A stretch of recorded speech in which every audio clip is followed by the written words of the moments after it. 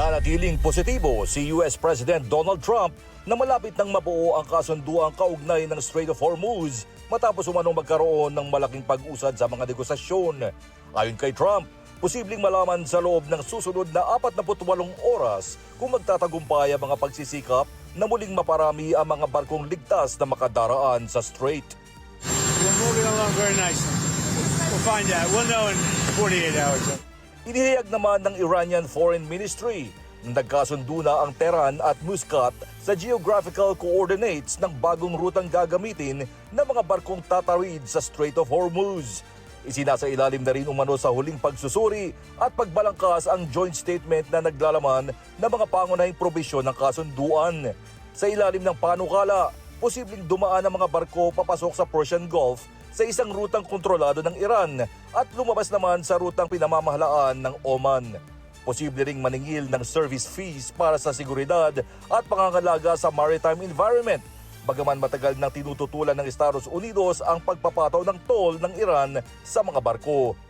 Gate naman ni Trump, ang Iran mismo ang humiling na makipag-usap dahil nais nitong makabuo ng kasunduan at maiwasan ng panibagong malawakang pag-atake. A lot of progress has been made. And they called me and they said, please, let's talk. They want to talk. The funny thing is they never mention that. They always say, we're not talking. But they called. They wanted to talk. We've been talking. They want to make a deal. They do not want to be hit. This was the biggest hit since World War II, as I said. They did not, and they saw it happening. They saw all the goods being loaded. They saw everything. They knew exactly what was happening. Una nang nagbabala si Trump na muling tatamaan ng matindi ang Iran kung hindi agad mabubuksan ang Strait of Hormuz. Ngunit nilinaw ng Tehran na tanging sa Oman lamang ito nakikipag-usap kaugnay ng bagong mekanismo sa paggalaw ng mga sasakyang pandagat at hindi sa Estados Unidos.